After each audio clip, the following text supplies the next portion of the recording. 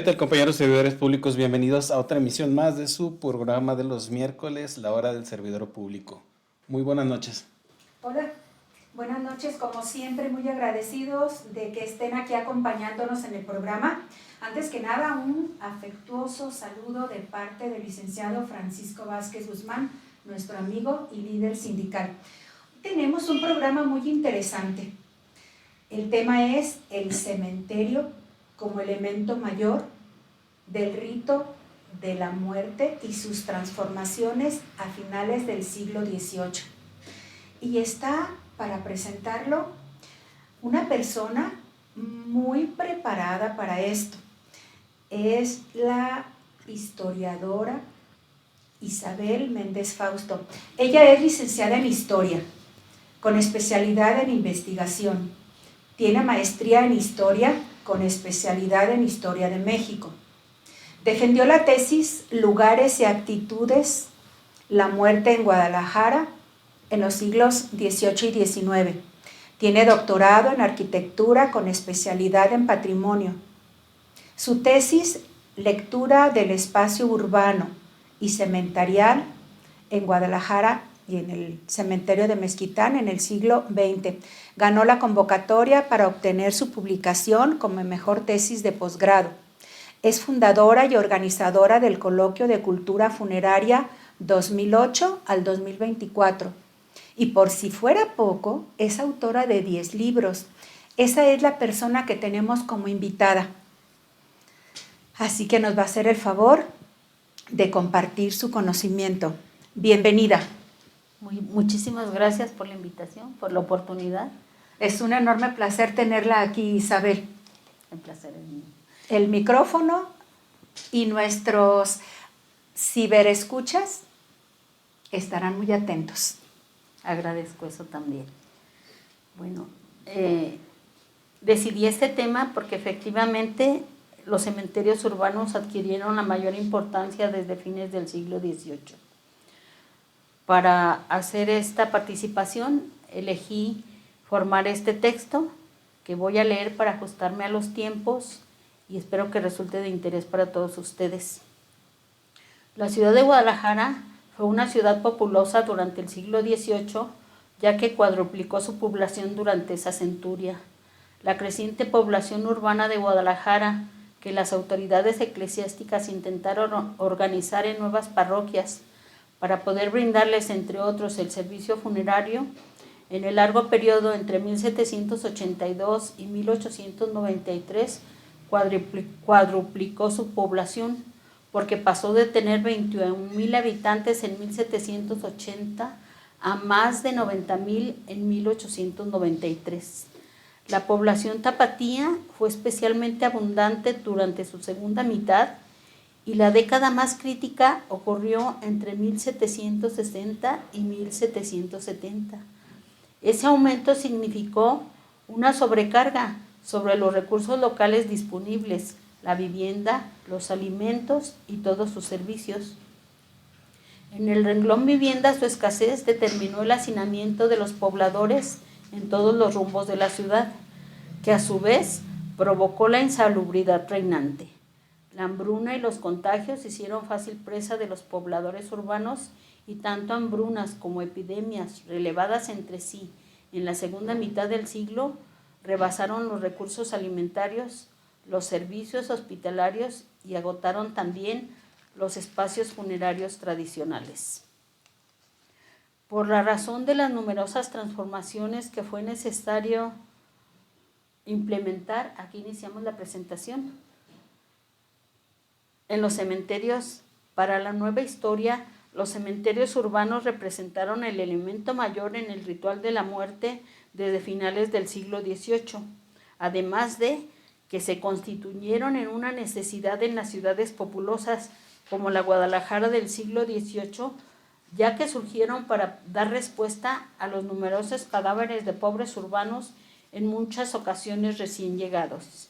A pesar de que normalmente se han trabajado los cementerios o sus historias una por una, los cementerios han sido múltiples desde el mismo siglo XVIII y, en nuestra opinión, justificaban por ese motivo su tratamiento como un sistema en el que esos diferentes cementerios se ajustaron a la aplicación de un criterio particular de selección que fue el que determinó el lugar a que debía destinarse cada fallecido. La Iglesia Tapatía debió aplicarles para su distribución cementerial y simultáneamente los criterios de la diferenciación económica y del comportamiento moral. Por la aplicación del primer criterio, los tapatíos con mayores recursos se hicieron enterrar en las distintas iglesias urbanas que respondían a un sistema jerarquizado que pasaba por la elección de la iglesia catedral, las iglesias conventuales, las iglesias parroquiales y las capillas. Por la aplicación del segundo de los criterios, el moral, los fieles o descansaban en lugares sagrados o en lugares profanos. En medio de las numerosas transformaciones cementeriales dichas, la cuestión fue saber cómo fue afectado el sistema funerario tradicional con la prohibición higiénica de realizar los entierros en el interior de las iglesias, y cuando precisamente se justificaba su elección para poder permitir una resurrección futura de los cuerpos. Pasamos a la 2. Ya que precisamente entre las transformaciones cementeriales de fines del siglo XVIII se encuentran su número múltiple, la jerarquización de sus diversas zonas, la habilitación de cementerios de campo provisionales y, por lo tanto, con este último factor se demuestra que se desarrolló un proceso de doble expulsión de los fallecidos, primero fuera de la iglesia y después hacia las afueras de la ciudad. Esa doble expulsión fue la última etapa de un proceso ejecutado colonialmente de despojo funerario de los pobres, ya exentos por lo tanto del ritual y del lugar sagrado de sepultura.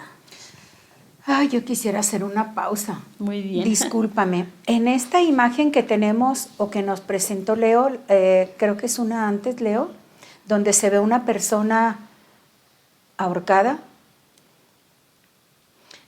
Nos estás hablando sobre la buena muerte.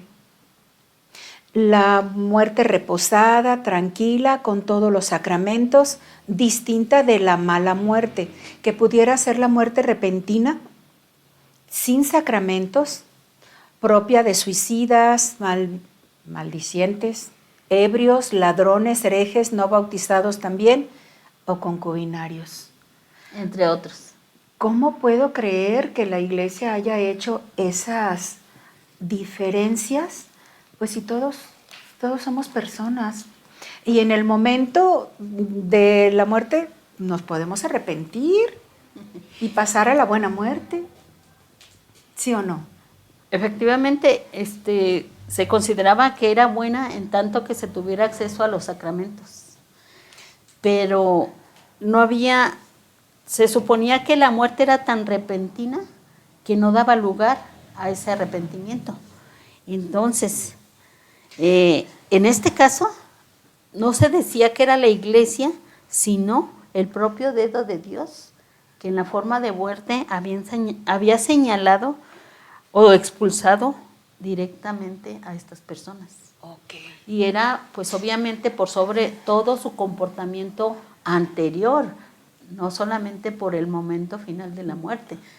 Entonces, al menos es como se explicaba esta separación de fieles. Dios nos libre de esa muerte repentina.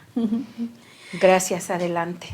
En la diapositiva 3, a inicios del periodo colonial, en cambio, el ritual y la sepultura fueron los dos elementos básicos que definieron a la sepultura eclesiástica, a la sepultura religiosa o a la que estuvo deparada la buena muerte católica, efectuada de manera reposada, tranquila y con el auxilio de todos los sacramentos religiosos, ya que el ideal eclesiástico de una buena muerte estaba centrado en el logro de una buena confesión que debía entre sus primeros requerimientos ser reposada y completa. Se hablaba de días, de que estuviera presente el sacerdote en la recámara del difunto, del futuro difunto, por días.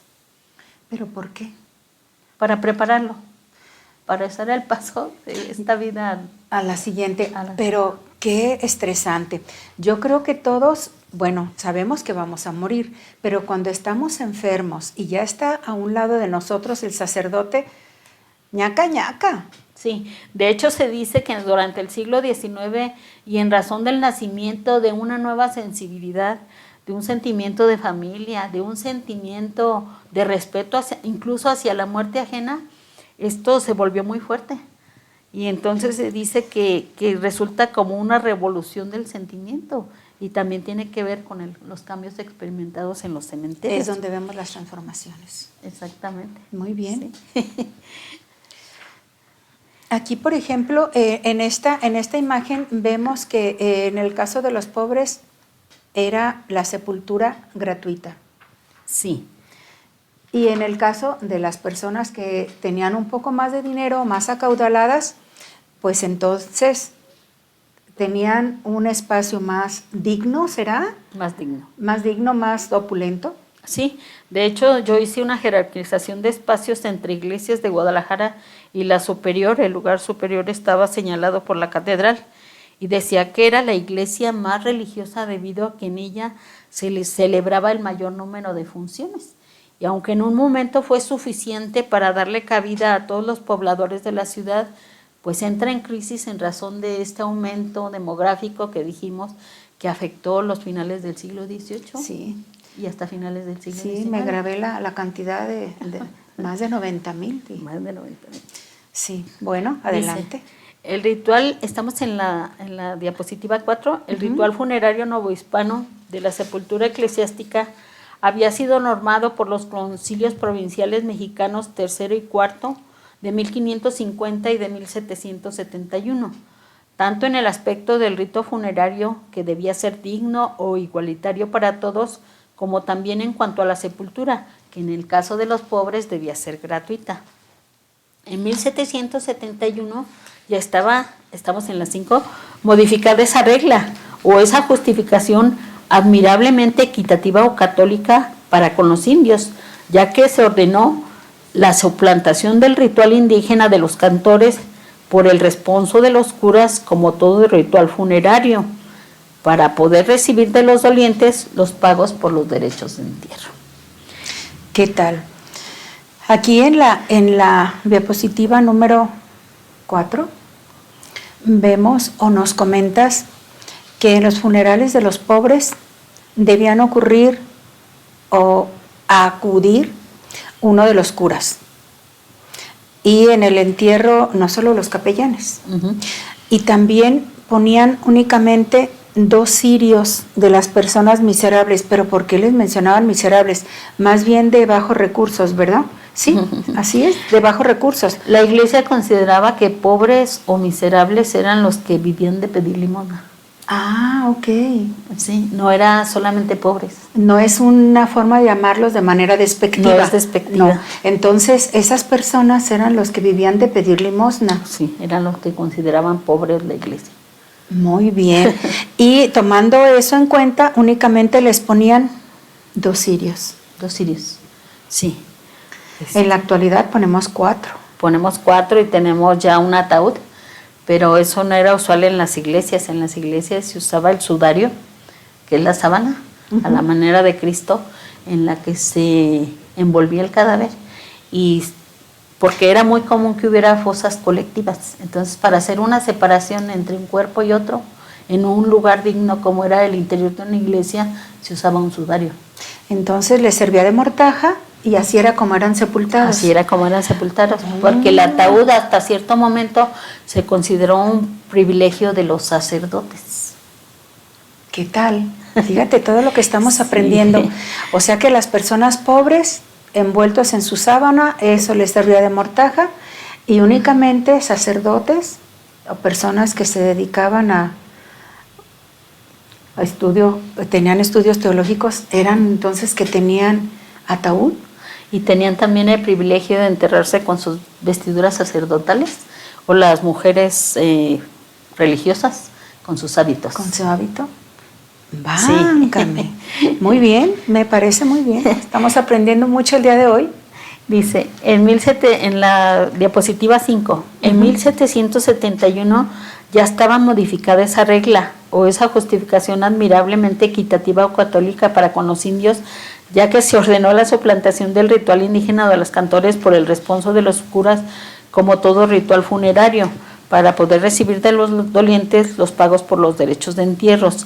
Entonces, en el Concilio Mexicano IV, tuvo que afirmarse contradictoriamente y textualmente, por una parte, la dignidad o igualdad de los indígenas, ya que los miserables indios son cristianos, nuestros prójimos, y debemos darles el ejemplo de que la religión católica es suave a todos, y a renglón seguido surgió la participación del cura para poder reclamar el pago de los derechos de sepultura, y no permitir en caso alguno que los cantores hagan solos el entierro por huir de que se les estreche la paga de los derechos de entierro. ¿Qué tal? Sí. Esto prevalece hasta inicios del siglo XIX. Yo lo encontré, por ejemplo, en la parroquia de Mexicalcingo, ¿sí? Y en tiempos del obispo Cabañas. O sea que, pues, no tenían ningún privilegio, no eran considerados con ellos. No, faltaban al concilio, a las reglamentaciones a las costumbres de ellos, ¿verdad? Ajá. Pasamos a las 6. Según los funerales reglamentados de los pobres, a sus entierros también debían ocurrir uno de los curas y otro de los beneficiados, y no solamente el capellán, como se afirma. Mandaba también que se les pusieran 2 cirios para el entierro de las personas miserables, tomando el importe de los fondos de fábrica que eran de las iglesias o de las limosnas colectadas. Pasamos a las 7. A la letra se confirmaba también reglamentariamente que si el difunto fuera persona miserable y no dejara bienes conocidos, sería sepultado de balde. Aquí, por ejemplo, en esta imagen que tenemos, que dice que se va a sepultar de esa manera, de ninguna manera serviría para pagar los derechos de la sepultura en caso de que se diera alguna limosna. Uh-huh. ¿Quedaría entonces para el templo, para el servicio, para qué? Para el ritual. Nada más. O sea, no se cobraba la sepultura, pero se cobraba el ritual, y el ritual consistía en el responso, que eran solamente 3 oraciones dichas ante la tumba del difunto. Ok, muy bien. Sí.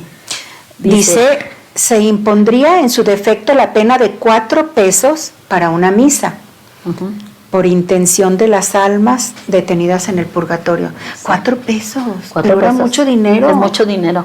Sí, ese sería el castigo al sacerdote que no cumpliera lo que estaba reglamentado en los concilios respecto de los sepultura de los Estamos pobres, hablando de tantos indígenas. Años que podemos decir que eran más de 40,000 pesos de hoy.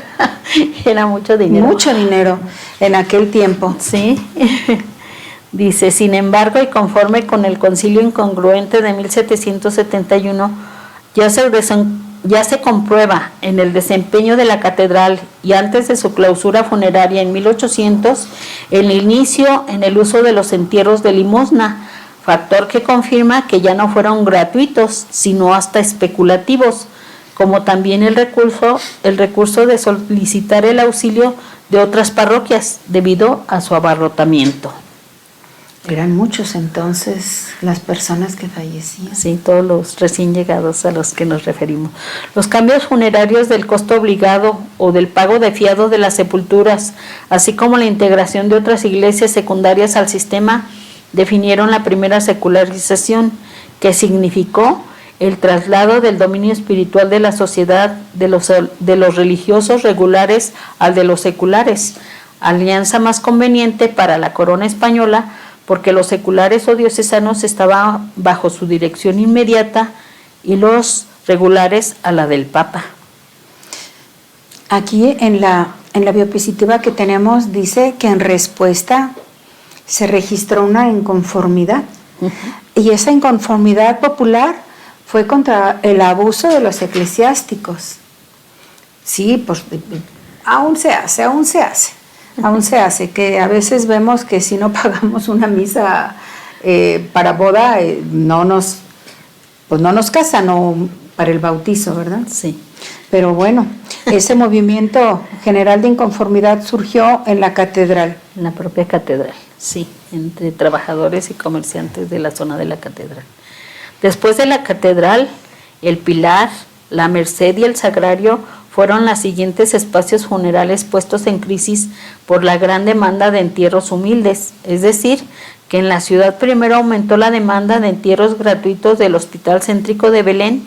Después fue necesario que la catedral introdujera los entierros de limosna en sus fosas colectivas, y en los últimos años hasta las iglesias abocadas a los entierros más sencillos también fueron alcanzadas por sus consecuencias.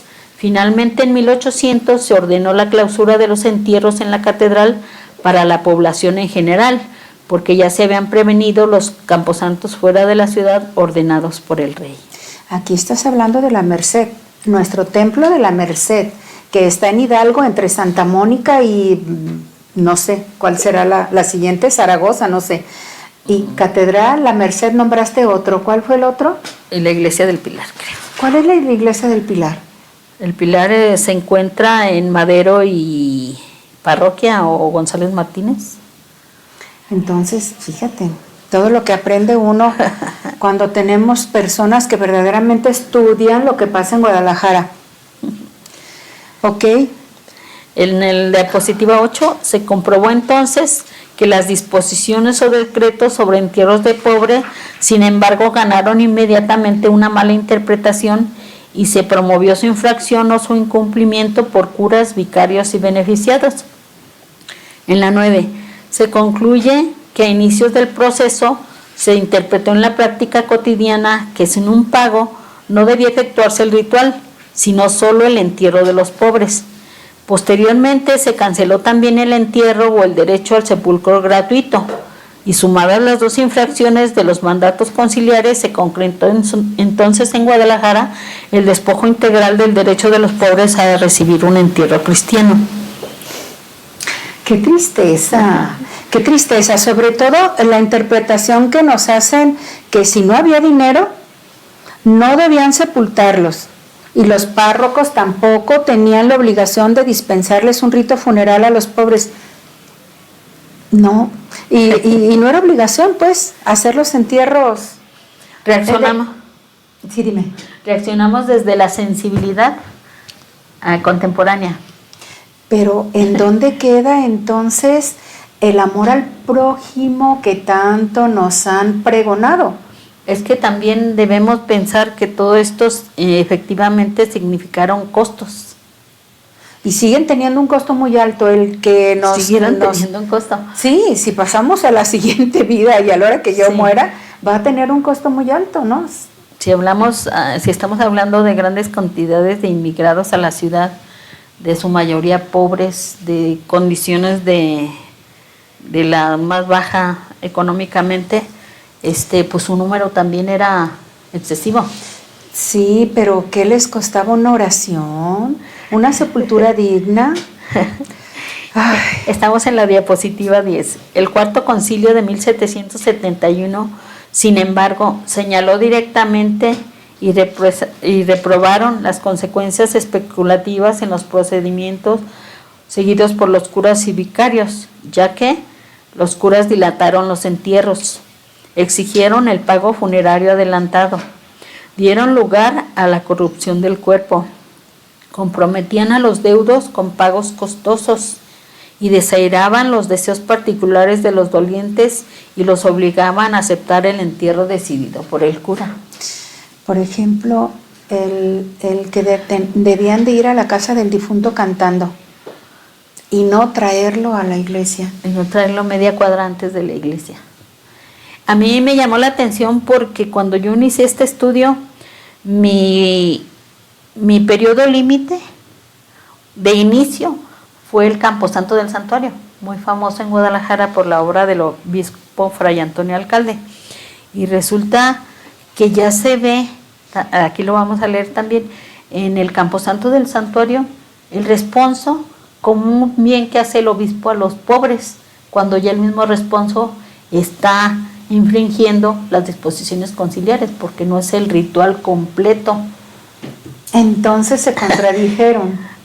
No, lo que pasa es que otra vez, en la época contemporánea eso ya era lo común, pero si lo comparamos contra el concilio disponía otras cosas que no se cumplían. Por eso digo que se faltaba o se incumplían los mandatos que daban los concilios en la práctica. Sí, claro. En la diapositiva 11, en respuesta, se registraron varias inconformidades populares que ya habíamos mencionado alrededor de la catedral en 1800. Decía, lo voy a leer, surgió de la misma catedral tapatía y equiparaba la importancia de los abusos eclesiásticos con el rescate de la patria y el desquite contra el ignominioso dominio español. Déjame leer. En primer lugar, se interpretó que sin un pago no debía efectuarse un ritual, sino solo el entierro de los pobres. Posteriormente se canceló también el entierro o el sepulcro gratuito. Las dos infracciones a los mandatos conciliares concretaron entonces el despojo de los pobres del entierro cristiano. No se vale, no se vale. El que no hubieran tenido unas monedas para poder efectuar un entierro digno, con una oración, con un ritual, como se acostumbraba, el no tener un poquito de dinero, los ponían los echaban a tumbas con responso. Como pudiéramos conocer fosa común. Fosa común, sí. Bueno. Es que todos significaban pagos. El ritual tenía un costo, la sepultura tenía un costo, el registro en las cédulas o las partidas de entierro parroquiales tenía un costo, y vamos a verlo en todo este proceso. Pues yo creo que es igual que ahora, ¿verdad? Sí, porque incluso en el final vamos a ver que el gobierno se sustenta como el defensor de los pobres en razón de esta injusticia, pero en los cementerios civiles acaban poniendo también aranceles. Sí, claro. Entonces, y vuelve a repetirse el ciclo. Para combinar un poco la palabra, ponen aranceles. Ponen aranceles, sí. Estamos en la diapositiva 12. El proceso de despojo de sepulcros fue paulatino. Los pobres se expulsaron gradualmente de las iglesias, de sus camposantos y de las fosas comunes céntricas. Después de expulsarlos de las iglesias y sus alrededores, los expulsaron fuera de la ciudad a extramuros, hacia las fosas comunes periféricas de la Convalecencia, del Santuario o de Belén. ¿En el santuario había cementerio?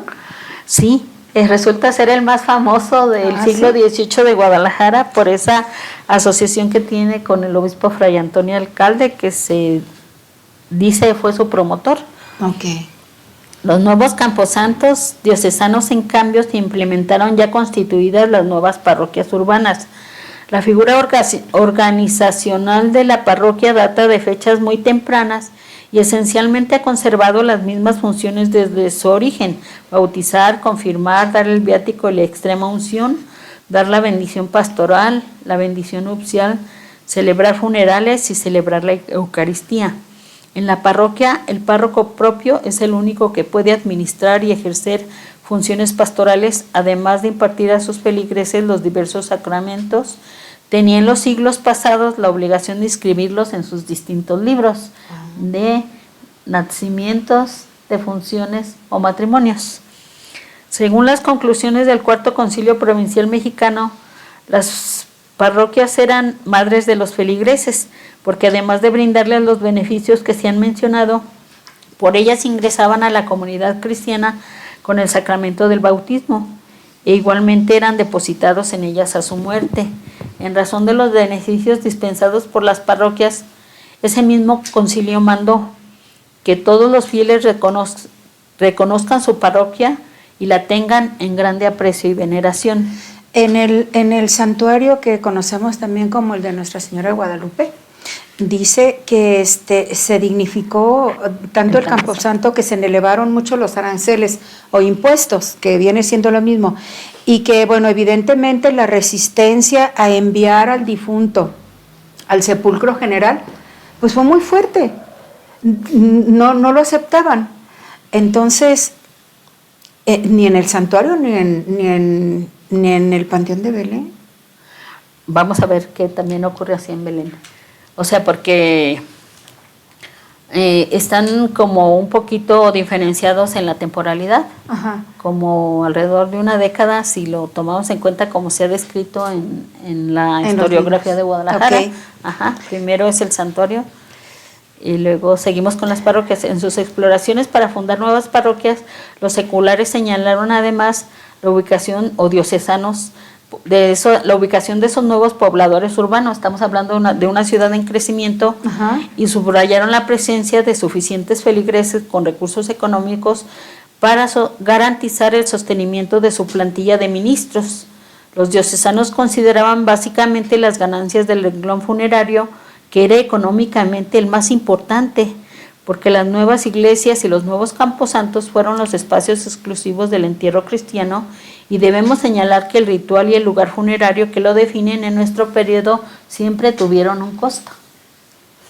Y seguirán teniendo. Sí, siguen teniendo. Entre las opciones de cumplir las exigencias higiénicas demandadas por la corona sobre construir entierros en campo abierto y la práctica tradicional de efectuar los entierros en el interior y exterior de las iglesias, la Iglesia Tapatía tomó en su propio beneficio una opción intermedia: trasladar la generalidad de los entierros hacia los atrios, viendo con esa medida el provecho de su propia salud, porque entonces las iglesias quedarían libres de toda pestilencia y contaminación, y a la vez cada iglesia ya establecida retendría el beneficio económico ganado por los entierros, y la iglesia como institución se abstendría de hacer los gastos o las elevadas sumas necesarias para la construcción de los nuevos cementerios a extramuros exigidos por la corona española.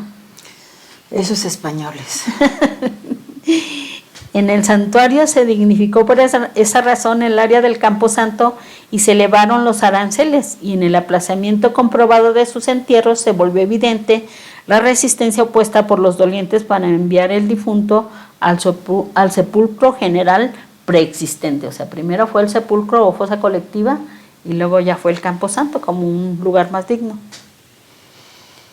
Estamos en la diapositiva 13 y la respuesta esencial de si en el santuario había fosas colectivas dedicadas unas a excomulgadas y otra exclusivamente al entierro de pobres, o si ambos grupos compartirían el mismo tipo de lugar funerario, no pudo precisarse, aunque la Iglesia ha defendido, aún contra las regulaciones canónicas ya expuestas, que no necesariamente debían compartir el rasgo de infamia que acompañaba a los excluidos, y todo por la única y mínima diferencia del responso, que se les dedicaba como todo rito funeral. Diferencia que ya comprobaba, por el contrario, la violación de las regulaciones conciliares, la negación del ritual funerario a los pobres, comprobadamente ya disminuido a la sola celebración del responso. En la 14. En el padrón exploratorio que se efectuó entre los habitantes de la zona del santuario para poder aprobar la propia fundación de la parroquia, lo importante del padrón fundacional de 1777 fue que concluyó que de un total de 2.800 habitantes, 700, o sea, el 25%, se encontraban completamente sin medios de subsistencia, además de que todos los grupos registrados contaban con enfermos o impedidos para trabajar, por lo cual el número de menesterosos presentes en el santuario se aumentó todavía más. Sí, por supuesto. El sondeo económico realizado en tiempos del obispo alcalde entre los habitantes del barrio del santuario, además, no pareció haber influido mayormente en la valoración de los costos de los distintos tramos de sepultura que se determinó, ya que todos los tramos funerarios se encarecieron. bien fuera en sí mismos como también comparativamente contra otros ejemplos de aranceles contemporáneos disponibles. Pasamos a la diapositiva 15, en donde aparecen los aranceles comparativamente del santuario de Santa Mónica y de la catedral. Estamos hablando de pesos, estamos hablando de pesos. ¿De pesos? ¿25 pesos? Uh-huh. Ok, 25. ¿Por qué varían según...? Son 4 tramos los que se marcan en el interior de una iglesia, uh-huh, y una zona al final que podemos ver que tenía un valor de 2.50, 2 pesos 50 centavos en el santuario. En el convento de Santa Mónica vemos que hay una gama mayor, no están divididos como tramos, sino que hay precios de 25, de 20, de 16, de 15, de 14, un intermedio que no señalan cuánto es, 10, 8, 7, 6, otro que tampoco dicen, 3, 2, 1.75 y 1 peso. Y en la catedral también hay toda una gama, 25, 20, 15, 14, 12, 10, 8, 7, 6, 3 y 1. Pero si vemos en el santuario, y esa es la conclusión, que el menor es 2.50 dentro de la iglesia. Pero definitivamente en el templo, en el Camposanto de Santa Mónica, sigue siendo el más alto. Uh-huh. Los costos más altos. Sí, porque nos está señalando el más alto, que es en el presbiterio. Uh-huh. Se piensa que nomás son los sacerdotes, pero quien podía pagarlo también podía quedar ahí. Aunque yo no fuera sacerdote o monja. No. Y en el santuario no está señalado, pero si el siguiente es 20 como en el anterior, pues probablemente también haya sido 25. Sí, 20, sí, claro. En la conclusión, estamos en la 16, de la comparación de esos diversos aranceles se comprueba que en los aranceles anteriores a la fundación del santuario, hasta los entierros de 1 peso alcanzaban los últimos lugares dentro de la iglesia, y con el nuevo arancel, todos los pagos por debajo de los 2 pesos 50 centavos se consideraban apenas como una limosna hecha a la fábrica de la iglesia, y los entierros correspondientes a ella se realizaban en el Camposanto. 2.50. Sí. O sea que sí alcanzaban los últimos lugares, un rinconcito, pero bueno, alcanzaban a quedar ahí. En la 17, debido a la especulación funeraria, entre 1815 y 1822 se consignan en el santuario 111 entierros realizados entre los 2, 3 y hasta los 4 días después de ocurrido el deceso, y comprueban un gran esfuerzo económico desplegado por los dolientes, aunque concretado muy lentamente a lo largo de 4 días, para poder pagar el ingreso del familiar fallecido en el Camposanto, ya que en el santuario se restableció en 1780 el carácter sagrado del atrio eclesial, ya que los atrios funerarios anteriores tuvieron un uso profano, como el de la catedral, uh-huh, para entierros de pobres y excomulgados. Para la dignificación de los nuevos atrios funerarios se cambió su nombre, se cambió su uso y el tipo de personas que recibió para entierros. Circunstancia o resistencia diocesana que demostró un malentendido prolongado entre las autoridades, pues mientras el gobierno intentaba retirar totalmente los entierros de las iglesias y de la ciudad, los eclesiásticos querían trasladarlos solamente hacia los atrios. Y la oposición de los párrocos se basaba en supuestas pérdidas de derechos parroquiales, ya que perdían donativos habituales en las disposiciones testamentarias. Indudablemente, los eclesiásticos compartieron muchas de las opiniones ilustradas vigentes, como la preocupación higiénica sobre los cementerios, el interés por la conservación de la salud física y anímica ante el espectáculo de la muerte y hasta el sentimiento ilustrado por la muerte del otro. Pero la esencialidad de la ganancia funeraria para la economía eclesiástica de los seculares los empujó a tomar la decisión reformista de trasladar los entierros del interior de las iglesias a apenas sus atrios. En la 18, mientras el gobierno intentaba retirar totalmente los entierros de las iglesias y de la ciudad, los eclesiásticos querían trasladarlo solamente hacia los atrios y por las pérdidas de derechos. El sepulcro general fue, en cambio, la zona que albergó en el santuario a los pobres y excluidos. y salvo 3 únicas menciones registradas entre septiembre de 1782 y enero de 1783, en el santuario dejaron de registrarse totalmente este tipo de entierros efectuado en el sepulcro general.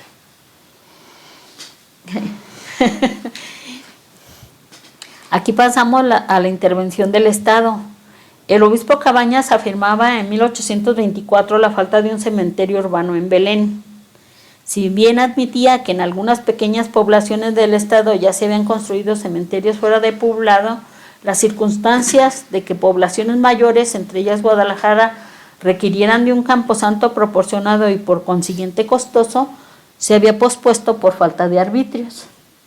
Esa falta ubicó el lugar de entierro en el centro de la controversia entre la Iglesia y el Estado, debido a las preocupaciones higiénicas, el aumento de población. Ahí creo que sí tenían razón, ¿no? El que pudieran ellos, sí, claro, el que ellos pudieran tener la resistencia de seguir aceptando a los difuntos, porque, pues bueno, yo creo que las prevenciones, valga la redundancia, higiénicas que deberían de tener, pues a todos les preocupaba, ¿no? Y yo creo que era muy válido el que pudieran haber puesto ese límite, ya hasta aquí ya no, porque pues de qué manera podrían ellos sanear después todas esas áreas para que pudieran ser aprovechadas.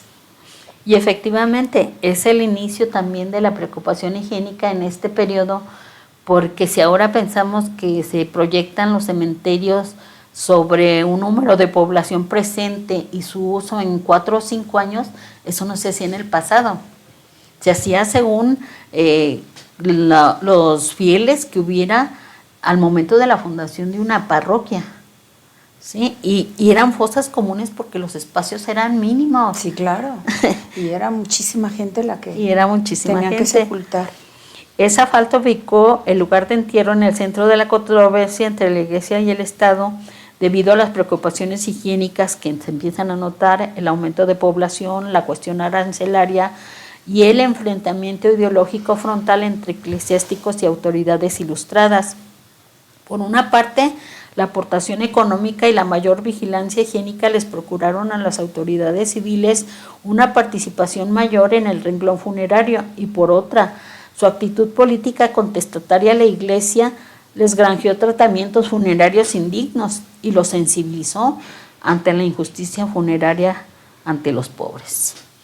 Las autoridades civiles y eclesiásticas citadinas centraron adecuadamente la problemática funeraria en el entierro de los pobres y la resolvieron con su traslado a sitios extramuros, entre tanto que los lugares funerarios céntricos en control de la Iglesia, una vez superada la contingencia de lleno total en ocasión del año del hambre de 1786, siguieron ofertando sus lugares tradicionales, iglesias y camposantos para el resto de los grupos sociales con necesidades funerarias numéricamente menores y que gozaban de recursos suficientes para pagar por el lugar y el ritual que definían el entierro cristiano.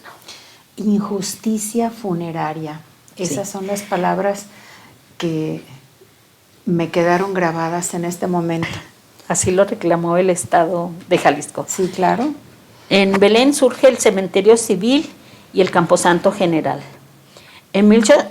¿Por qué? Porque en 1823 se realizaron también 47 entierros extemporáneos en Belén y solo tuvieron lugar después de que pasaron 48, 72 o más horas después del deceso. ¿Cuál fue entonces el primer cementerio civil? El primer cementerio civil surge, ahorita lo vamos a leer, en 1826. Ya hecho por el Estado. En 1826 se afirma en el cementerio civil de Belén el uso de la fosa común y el entierro en tumbas individuales a cambio de una limosna mínima de 2 reales, 50 centavos. Fosas individuales. Quien pudiera pagar. Sí, 2 reales. 2 reales. Y además, la falta de capellanes o sacerdotes que dispensaran a los pobres por lo menos un responso o el registro al momento de su entierro. ¿Responso? ¿Qué es responso? Las 3 oraciones que dijimos que se le dedicaban a los pobres en la zona del santuario. Y aquí mientras pudieran pagarlas. Se dice que algunos eran por una obra de misericordia de los obispos que fundaron capellanías. Y eran los capellanes los que iban y recitaban o hacían el responso ante las tumbas.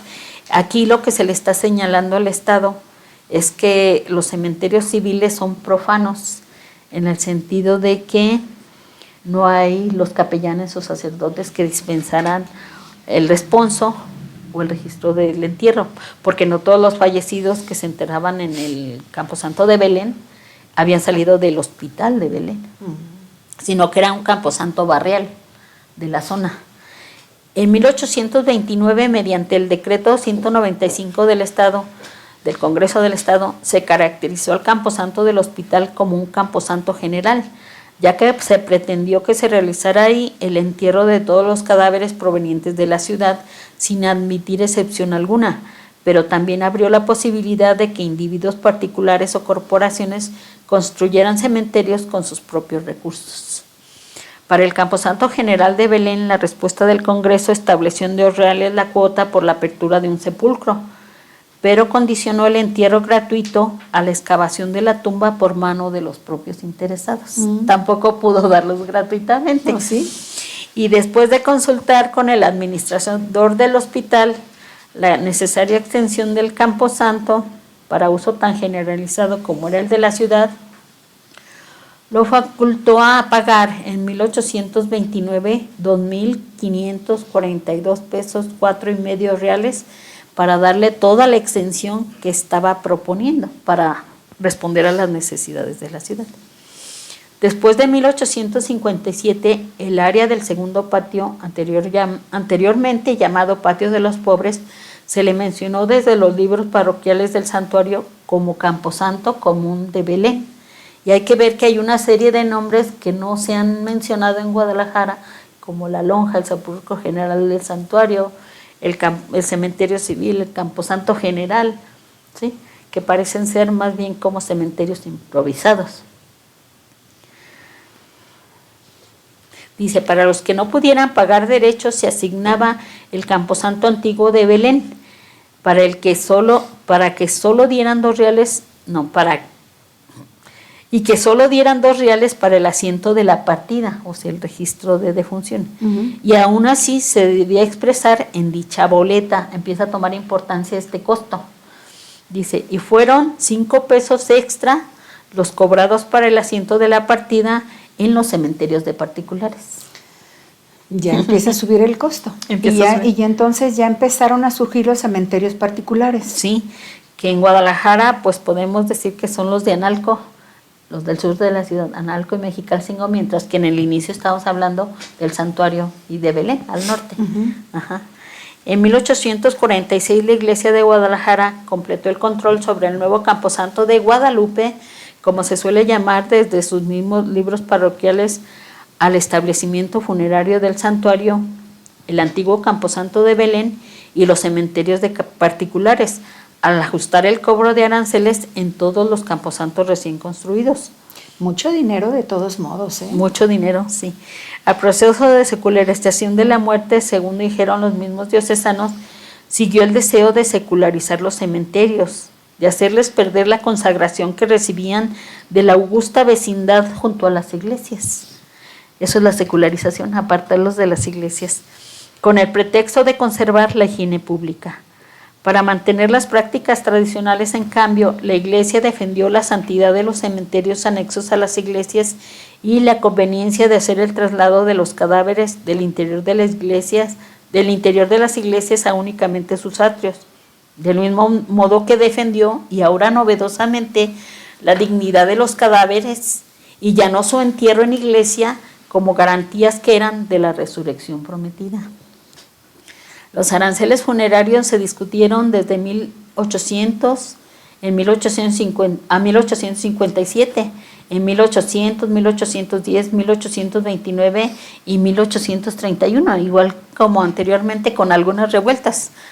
En respuesta a una protesta posterior contra el cobro excesivo de los aranceles parroquiales en 1845, se solicitó que se publicaran los aranceles vigentes, que los párrocos se ajustaran a ellos, que se elaboraran donde no los hubiera, que se consideraran las circunstancias locales y la situación económica de los vecinos y, lo más importante, que esos nuevos aranceles se autorizaran por el gobierno. El obispo Diego Aranda también ordenó, y en respuesta, la división de los cementerios civiles, respetando los tramos tradicionales eclesiásticos de 15, 10 y 5 pesos por los primeros 3 tramos y 2.50 como en el santuario por el cuarto o último tramo. Aunque en 1851 el reclamo por los costos de los aranceles fue socialmente generalizado y en 1857 el Departamento de Jalisco definió como pobres a todos los que ganaran apenas lo suficiente para vivir. Con ese criterio económico protegió un número mucho mayor de pobres, ya que la Iglesia solo había considerado como pobres a los que vivían de la caridad pública. Y yo creo que ya tuvieron un poquito más de sensibilidad para poderles dar una sepultura digna, ¿no? Claro, entre otras, pues su interés era la tumba individual. Uh-huh. En 1873, con la apertura del segundo patio de dignidad de particulares de Santa Paula o del Panteón de Belén, solamente se refiere para el camposanto de Belén el entierro en fosa común, sin ritual y sin ninguna clase de respeto. En la tarea de construir cementerios extramuros, la corona había ligado desde finales del siglo XVIII a ambas autoridades, a la civil y a la eclesiástica, en esa obligación. Limitó a la autoridad civil exclusivamente al apoyo económico en caso de que los derechos de fábrica en cada localidad fueran insuficientes. En su papel sobresaliente, la Iglesia debía determinar en cambio los lugares más adecuados, vigilar las condiciones higiénicas, situar los cementerios de ser posible en las cercanías de las capillas rurales ya establecidas y determinar el número de cementerios necesarios en cada lugar, pero la autoridad civil intentó en todo momento una mayor participación en esos proyectos. Esa participación eclesiástica dirigente en el renglón funerario solo se interrumpió con la construcción del primer cementerio municipal de Guadalajara establecido en Mezquitán. Mezquitán. Y muy grande, por cierto, muy grande. Sí. Había la regla de que quien pagaba los costos administraba. Y entonces por primera vez a finales del siglo XIX, en 1896, el Estado construye el Panteón de Mezquitán y lo vende dentro de los primeros 6 meses al municipio. Uh-huh. Y es el primer panteón municipal de Guadalajara establecido en Mezquitán. Mezquitán y Enrique Díaz de León. Bueno, lo dividieron, lo abrieron ya hace no mucho, porque pues es muy viejo el panteón. Hicieron o abrieron para que la avenida estuviera pasando por casi en medio. Por la mitad, sí. Y se dice incluso que se hizo un llamamiento en los periódicos, existen los documentos, para que se recuperaran esos restos por las familias. ¿Sí? No es cierto. Pues sí, eran muy pocos para empezar, pero se dice que sí se hizo. Yo creo que obligadamente tuvieron que hacerlo para que las personas que tenían ahí a los restos de sus difuntos pudieran recuperarlos, porque pues la calle iba a abrirse, ¿no? Además involucraba otra cosa, la propiedad. ¿Sí? Que tenían las familias, sí. Porque generalmente se compran a perpetuidad. Creo que ya no existe en los cementerios actuales la perpetuidad. En los privados sí. En los municipales. En los municipales no. No existe la... Y en cambio, pues otras prácticas como son la cremación, pues han tenido que admitir también en razón del crecimiento de las necesidades funerarias. No, es que ya somos muchos. Y es que decimos, bueno, a mí me gusta pensar que pensamos las ciudades en razón de los vivos, pero también lo ocupan los muertos. Sí, claro que lo ocupan, pero las creencias también son tan difíciles de romper. Nadie puede violar la creencia de alguna persona diciendo, el que si me creman no voy a resucitar, porque muchas personas piensan de esa manera. Entonces, pues hay que respetar y dicen, yo quiero que me sepulten, ya no cabemos. Ajá.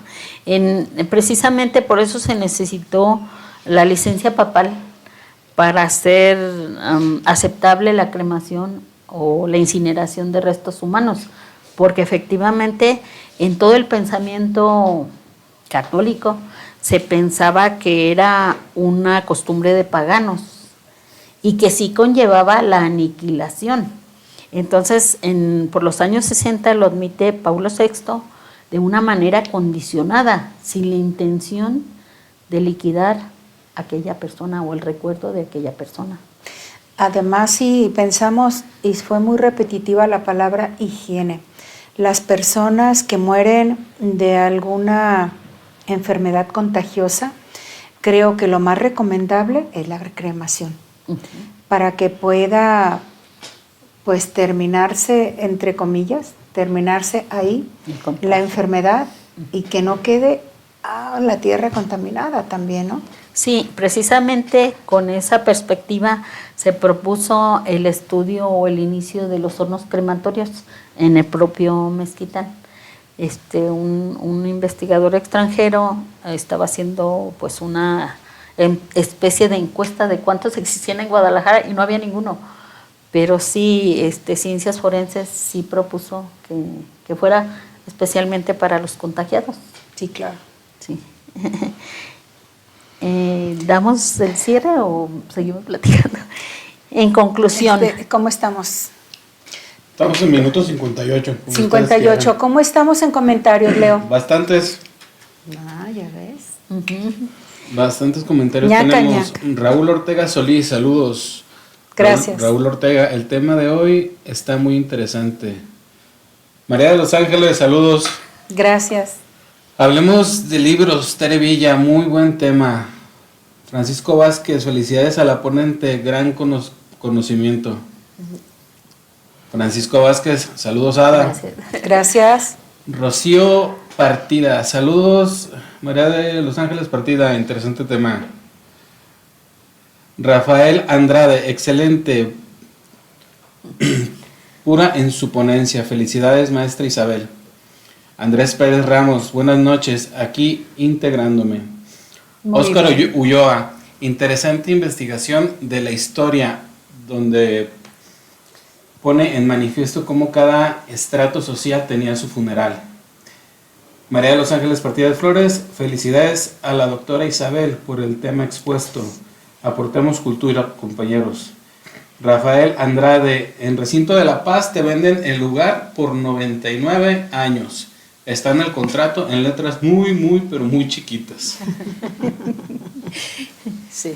Esos son los comentarios que tenemos hasta el momento. Muchas gracias. ¿Cómo te gustaría terminar, Isabel? Sí, me gustaría hacer la conclusión. Nos quedan 3 diapositivas. No sé si tengamos el ¿No tiempo. hay? Vámonos. Sí. En conclusión, en la 19, el entierro privilegiado en las cercanías del altar significó la admisión entre los elegidos y su expulsión de la patria celeste, aún entre los enviados al Camposanto. 20. En la práctica, significó también un movimiento general de reacomodo urbano que trasladó casi masivamente a todos los feligreses al nivel inferior correspondiente a cada difunto, los de la iglesia al Camposanto y los del Camposanto fuera de hacia las fosas comunes. ¿Qué tal? Con la pérdida del ritual y de la sepultura eclesiástica, los fieles pobres se asemejaron a los excomulgados y el gobierno protestó esa injusticia y buscó recuperar un ramo multisecularmente usurpado por la iglesia. Me parece muy bien que haya intervenido el gobierno para que pudieran tener su sepultura digna. En la última, 21. Finalmente se debe subrayar la aportación académica más importante del presente trabajo, que por el conocimiento de todos los procesos ya revisados se pudo definir el contexto funerario de 1771 a 1863, sobre el ritual eclesiástico, sobre los espacios no eclesiásticos, sobre los entierros no eclesiásticos, sobre las malinterpretaciones del ritual eclesiástico, sobre la práctica cotidiana de la excomunión en siglo XIX, sobre los juicios por sepultura eclesiástica, sobre el despegue de los curatos franciscanos, sobre la secularización de los curatos franciscanos, sobre el despegue de las parroquias diocesanas y sobre el exacerbamiento en la aplicación del criterio eclesiástico de comunión entre 1771 a 1857, que expulsó cantidades mayoritarias de pobres y excomulgados. Por su reconstrucción integral, el presente estudio socava entonces el carácter de universalidad y los resultados de los registros demográficos tapatíos, exclusivamente basados en los registros parroquiales o de la buena muerte, y deja fuera a la muerte repentina y de los pobres. No, la buena muerte, que esperemos que todos tengamos una buena muerte, porque la muerte repentina o mala muerte nos va a dejar fuera de todo. Y yo hablaba de que en la actualidad es absolutamente al contrario. La muerte repentina es la que se considera ahora la buena muerte o la santa muerte. Esas son las transformaciones que estamos conociendo y que nos hiciste el favor de comentar. Muchas gracias, Isabel. Muchas gracias. Hemos aprendido todo lo referente a las transformaciones que se han hecho en los cementerios a finales del siglo XVIII y que injusticias había, definitivamente, y efectuadas por párrocos. Si no había dinero, no había sepultura, y mucho menos responso. Así es. Pues muchas gracias. Nos dio mucho gusto que estuvieran con nosotros. Les agradezco que puedan comentar, compartir y darnos un like.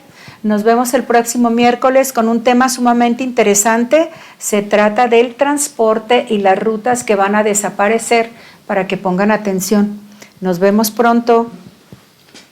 Lilian Limón, felicidades, que venga más seguido a visitarnos, nos dicen. Gracias. María Elena Arellano, muchas gracias por la presentación, felicidades a la doctora Isabel.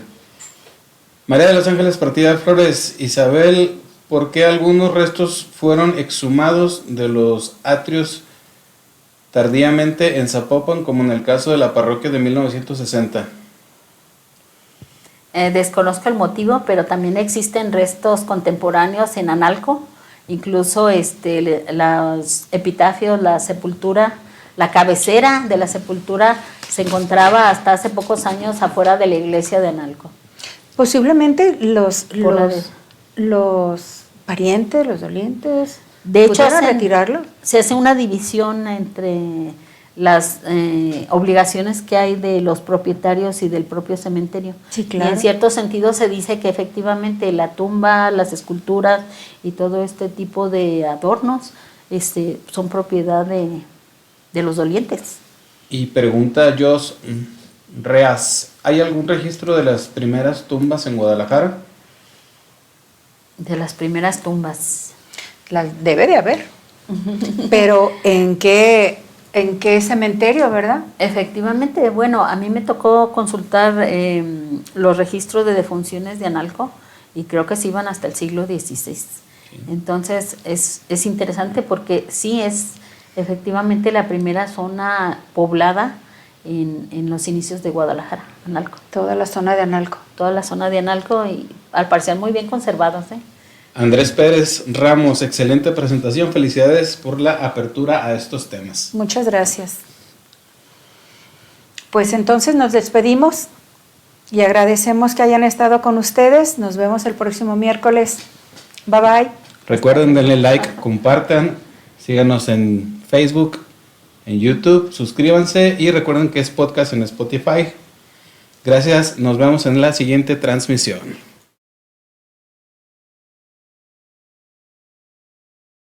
Mariscos El Carnal, descuento Mazula, Chapala, Mazamitla y Tequila. Te esperamos.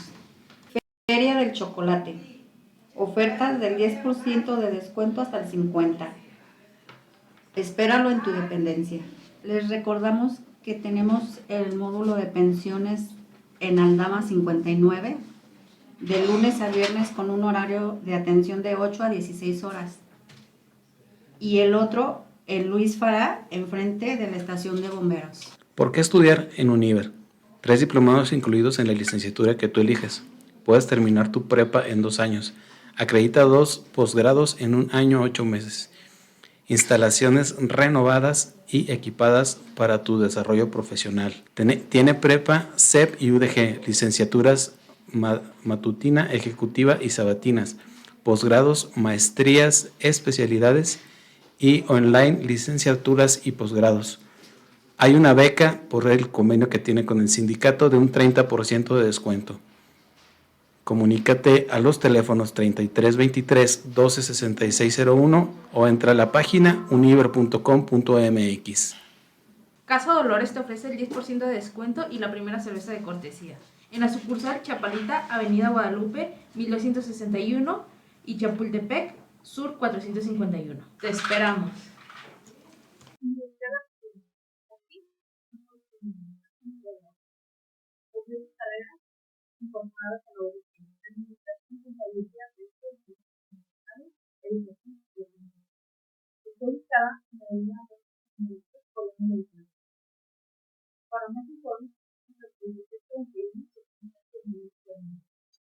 Ver bien y verte bien. Óptica Look and Vision te ofrece el 10% en armazón y examen gratis en las siguientes sucursales: López Cotilla 606, Colonia Centro, Guadalajara; Calzada del Vergel 977C, en Colonia Jardines del Vergel, Zapopan; reservando en 3343-960595. Queer Learning, inglés que hablas y vives, compruébalo. Ofrece el 18% de descuento. Para mayores informes, comunícate al 3316-011726. Crenalab, Laboratorio de Análisis Clínicos, paquetes exclusivos solo para servidores, básico, plus y completo. Toma de muestras a domicilio. Llámanos a los teléfonos 33 11 20 01 12 y 33 12 94 32 89. ¿Cuál es el costo de tenerlo? Más barato que no tenerlo. En Santander, cotiza, compara y elige. Paga hasta 12 meses sin intereses y pide informes al 3313 58 7906 en la sucursal de Santander, Colonia Zapopan Centro. Funeraria San Javier te ofrece paquetes desde 400 pesos mensuales. Aprovecha grandes descuentos en los paquetes a previsión y precios preferenciales en servicios de emergencia. Para mayores informes, comunícate al 33 18 42 58 71. Papelería Oportunidades te ofrece el 30% de descuento en útiles escolares y artículos de oficina. En la sucursal Enrique González Martínez, número 28, teléfono 33 36 14 36 14. El Sindicato de Servidores Públicos en el Ayuntamiento de Zapopan te invita a estudiar la preparatoria 100% en línea y el Instituto Innova Prepa Virtual. Para ti, servidor público, tus hijos y familiares, favor de comunicarse para mayor información al número 3334 6679 25 con el licenciado Joel Marcelino Barajas Carranza. Instituto Innova Prepa Virtual. Cumple tus metas en el Instituto FBG, primaria, secundaria, bachillerato, inglés, licenciatura y capacitaciones. Pide tu beca hasta un 40% de descuento.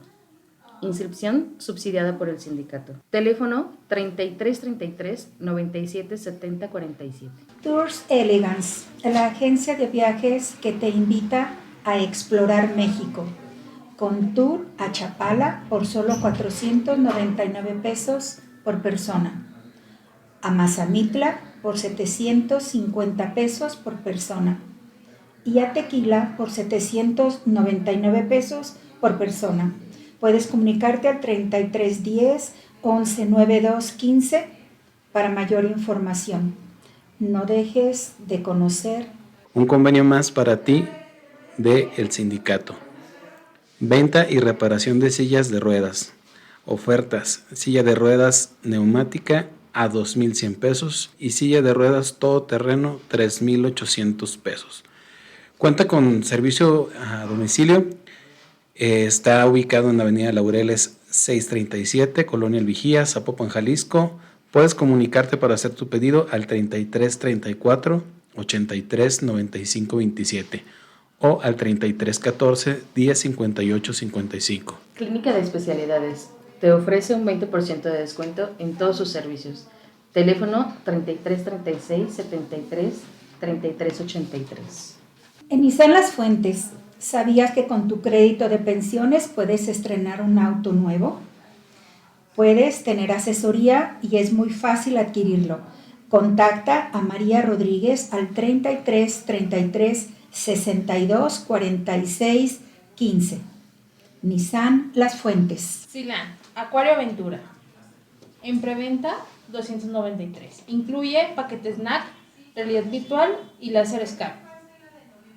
Para más información, comunícate con Gerardo al 33 20 37 09 45. Lovely Dress.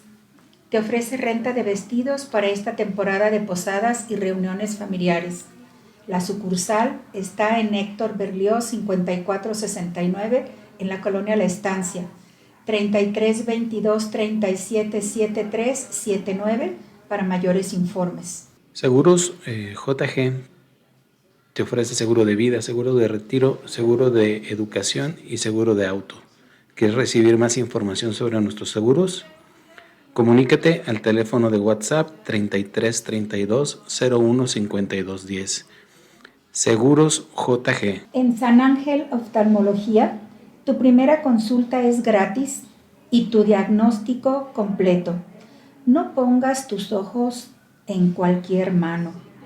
Visítanos. Creer para ver. Puedes hacer tu cita al 33 36 14 32 62. Descubre el poder del escáner biomagnético. Equilibra tu salud de forma natural. Recupera tu bienestar con un diagnóstico preciso y sin dolor. No te quedes con la duda. ¿Quieres saber cómo está tu hígado? Si está graso y cómo funcionan tus arterias. Agenda tu cita. GNP Seguros, protegiendo tu presente y asegurando tu futuro. Te ofrece protección por fallecimiento, anticipo por enfermedad en fase terminal, apoyo por cáncer y enfermedades graves, indemnización diaria hospitalaria, indemnización por invalidez, exención de pago por invalidez, asistencia funeraria y asistencia médica. Para mayores informes 3825-5801. Inicia este 2025 con tu certificado de prepa. Certifícate en un examen. Imagina poder alcanzar tus metas con un solo esfuerzo. Este examen es tu puerta de entrada hacia un futuro brillante. Preparatoria en un examen. Si tienes más de 18 años y terminaste la secundaria hace más de 2 años, estás listo para concluir tu prepa de manera rápida y sencilla. INAC, en alianza con el Sindicato de Servidores Públicos del Ayuntamiento de Zapopan y la Secretaría de Educación Pública, te ofrece un plan de estudio eficiente y una beca con más del 55% de apoyo, para que tú o tu familia puedan concluir la primaria, secundaria o preparatoria. Prepárate con esta modalidad que apoya tus habilidades a través de un método de enseñanza práctico y efectivo. Tu futuro comienza ahora. Inscríbete hoy y cambia tu vida para siempre. Modalidad solo para adultos. En INAC garantizamos tu futuro. Para mayor información llama a los números que aparecen en pantalla.